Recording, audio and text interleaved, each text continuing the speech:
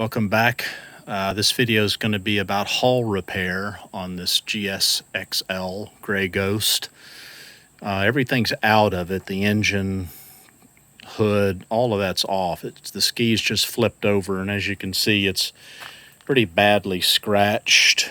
Most of these, though, believe it or not, they're just surface scratches along the outside here. Those will sand out and buff out, so I'm not going to re-gelcoat the entire bottom, but this middle section here in between these two outer tines, all up in here, I'm going to re-gelcoat that whole thing, and especially this piece in the middle, which it's been worn down from running up on sandbars and things like that. You can see it's wore the gel coat down into the fiberglass, and even wore the fiberglass out where the keel doesn't have as pronounced an edge to it. It's kind of flattened off a little bit. So the first thing I'm going to do, take some fiberglass here. I've already sanded it down with 80 grit sandpaper and cleaned it really good with acetone.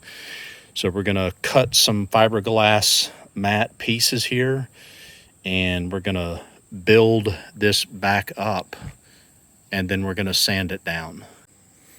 Okay, so we've already done 2 layups here. Kind of hard to tell because it's wet, but you want to cut all your fiberglass mesh, have it ready, and then put resin on and kind of work it down. So I've got a couple more layups to go. Okay, so we got all of our layups in. Ended up being about, I think if I'm counting right, about 4 in the middle, but started off with some wide ones, a couple on the side, another one, and then a thin one down in the middle to shape out that keel. So it came out pretty good. I'm pretty happy with that. Next thing is we're going to let this dry, and then we're going to sand it back down, and then we're going to fill in some of these other little scratches around here and shore those up. Okay, so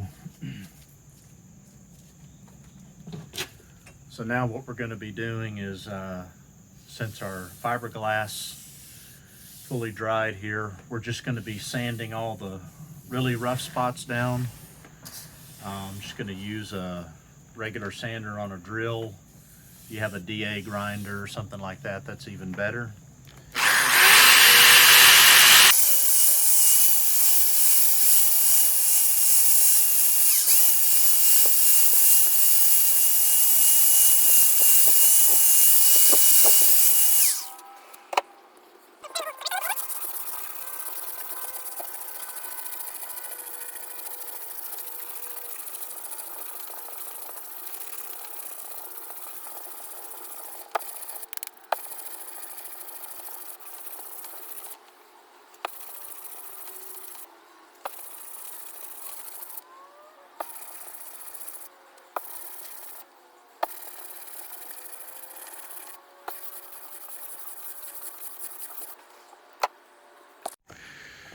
Okay, so after quite a bit of sanding on that, I got it all washed down. I went ahead and also sanded out a lot of these deep damaged spots that are not going to be sanded down. They're too deep. They go all the way into the fiberglass.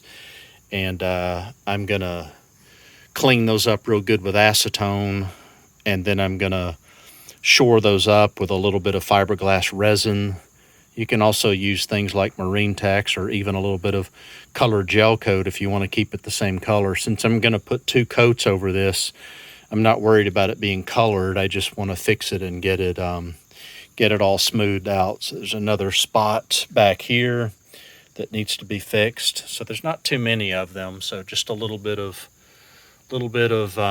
work on those, and then we'll sand those down, and then once we do that, we're going to finish sanding the whole inner spot here between these 2 tines.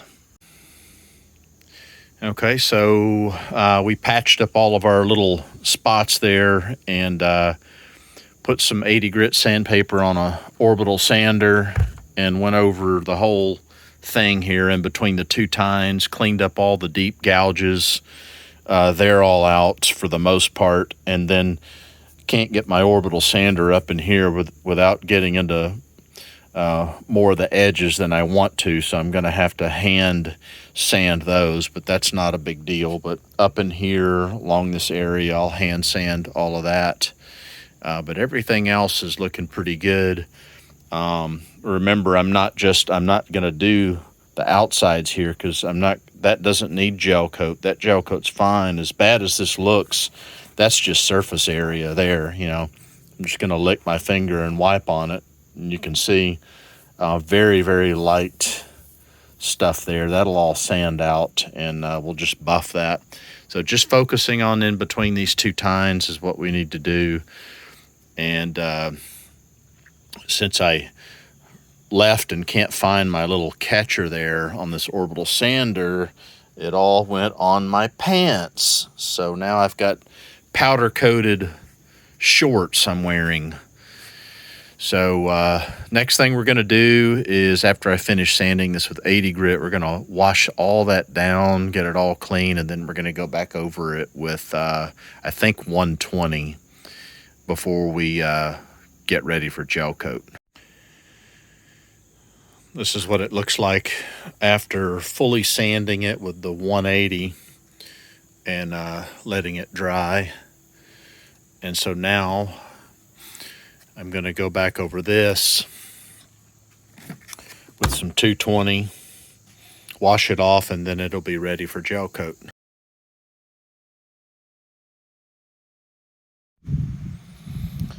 Before you get ready to lay this gel coat down, you want to make sure you've got all of your chemicals on hand, all of your equipment, brushes, pans, stirring sticks, measuring cups. I recommend metal teaspoon and tablespoon, things like that. You've got your roller, you know, we're going to roll it on. Don't use a foam roller, use a regular, you know, cloth with a 1/4 inch nape on it. This is a 4-inch roller. A pan, because what we're going to do is we're going to mix the gel coat in here with the hardener, and in one case the surfactant, which I'm going to talk about. Mix all that up, and then you want to pour it in here so that you know you're working with everything that's been mixed and not something that's stuck to the inside of this cup that doesn't have catalyst in it. But get all that stuff ready, and then we need to talk about these chemicals and what's going on here. And so this is the gel coat, and gel coat comes really in like 2 different forms. It can either be waxed or unwaxed. You'll probably hear that term. And what that means is waxed gel coat has an additive in it, or a surfactant. Referred to it as wax because it kind of is like wax, but it floats to the top of the gel coat and it seals it from air. Gel coat needs to be completely sealed from air in order for it to cure and harden. So normally with straight up gel coat like this, you just mix your MAC catalyst with it, and that's all you have to do, and it will set up, or what we call flash, in like anywhere from 10-15 minutes, something like that. And then once it sets up, you can't brush it or anything like that. But if it's not sealed off from air, it's going to remain tacky, and it'll never dry. It'll never harden, and you won't be able to sand or anything. So what you do in that case, if you're doing a small repair, you can put plastic over it, anything to seal out the air. If you're spraying it, you can spray something called PVA, which is kind of like a layer of wax that you're spraying on top of it. But the main thing is that you have to remove air in order for it to harden. Okay, and so that's where this comes in. So this particular brand of gel coat is not waxed. Sometimes on the can it'll say waxed or unwaxed. You just need to know what that means. So if you're doing the outer layer, so your final coat, you might be putting on 2 or 3 coats of gel coat, and your outer layer, you want to have the surfactant in it. So you know, if you're using what I'm using, unwaxed gel coat, This actually comes in the kit. These 3 things come in this kit from Spectrum. And you mix this in it, and what happens is when it sets up, that surfactant is going to float to the top, and it's going to create a barrier, and it's going to block out the air. So just understand what's going on there. So what we're going to do in our case is we're going to put down 1 layer. I'm going to mix a couple of pints of this without the surfactant, and I'm going to spread that on. I'm going to roll it on. I'm going to tip it with our brush, and then I'm going to follow that somewhere after an hour later. I've got time after it sets up. You know, anytime after that, you know, you can paint on the second layer, and then I'm going to add the surfactant in there, and that's going to be our outside coat. So that's how that works. And you want to be real accurate about your mixtures here, and so this is all described on the can. Everything I said is described on this can too, but this is standard for gel coat applications.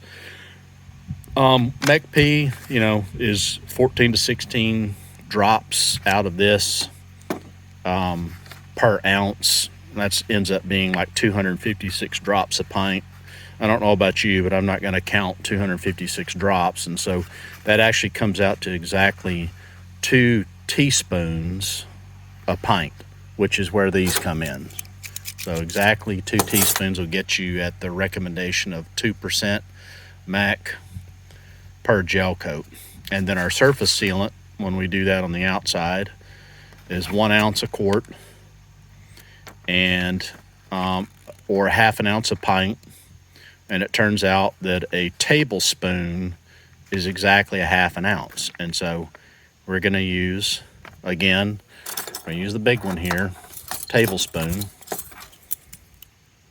You're going to use a tablespoon, a pint on that, and mix all that stuff up and get going. So right now, we're just waiting for the sun to finish passing over so that we're not in direct sun. It's not good to do gel coat in direct sun. And just here in just about an hour or so, we'll get started. Okay, we got our first layer down. Went down okay, definitely thicker than I thought, and I mixed up too much. So I had probably only needed about a half a pint to do this, but oh well, that's why I got extra gel coat. But just rolling it on and then tipping it with the brush, you can definitely see the brush marks in it. You know, I didn't think they were going to be that pronounced, you know, but they are. Probably if it was a little warmer, that might not happen, but it's just how it is. It's thick when it gets laid down like that.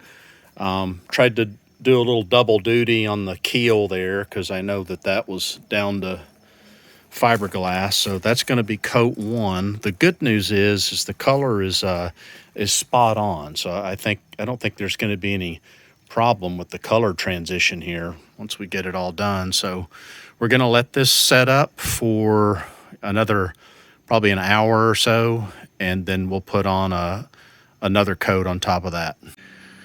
Okay, the second coat is on, and much better this time. I only mixed 8 ounces, which was just perfect to cover the area here, and basically got really comfortable with the process of, you know, rolling it on and then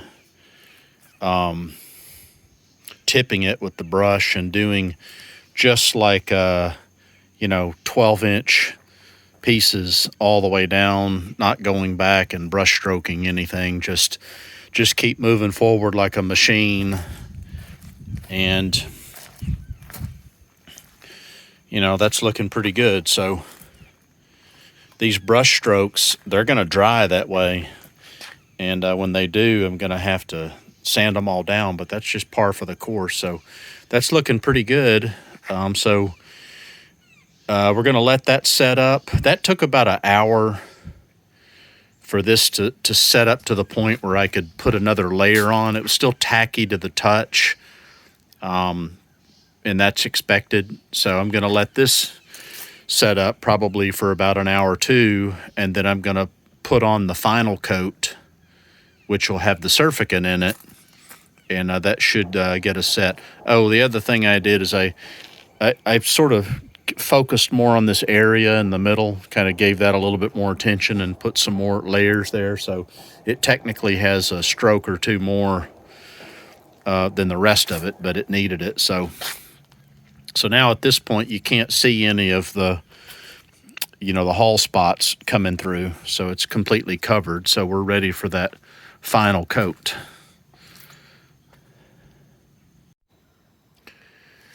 Final coat, layer 3 is on. Or actually, probably like layer 4 in the middle there.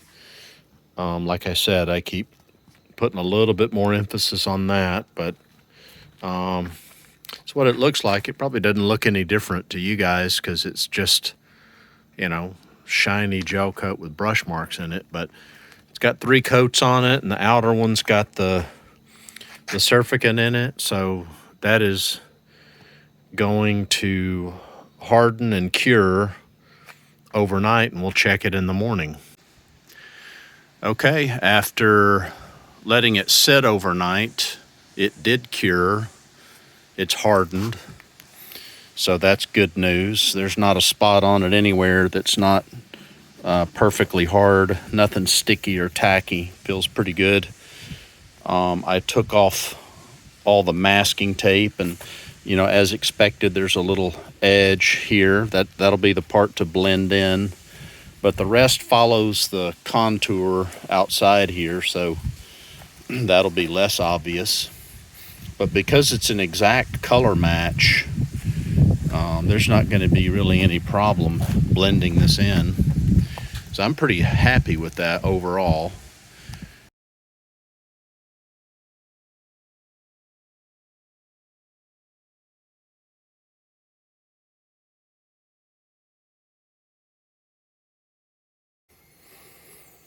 We've begun the sanding process, and this stuff has a really almost a waxy kind of hard, tough surface to get through before you can really get into it with sandpaper. You can see I've already feathered it all in the front. There's still a little bit of a line there, but that'll come out as I sand on it more with finer stuff. But once again, a perfect match. And what I'm doing is I'm taking actually 80 grit to knock that top waxy surface off, and to also get into the edges a little bit here, where it meets that, and then following that up with a block brush with 220 on it, and then just some handheld 220. I try to use the block as much as I can, but in places like in here, like this, you just can't get a block in there. So doing a lot of these by hand, but I am using that block as much as possible.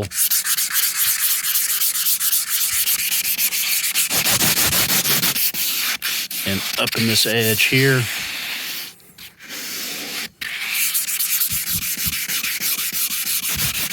like that. And then block sanding in here.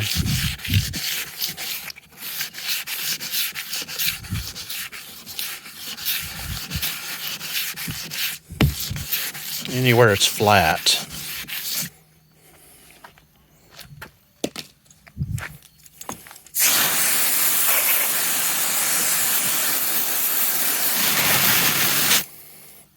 So that's basically all there is to it. Just keep working it down and get finer and finer sandpaper. But it's coming along pretty good. So that's how you do it. The rest is just more sanding and waxing and polishing from here on out. But that's how you put gel coat on a Seadoo. Thanks for watching.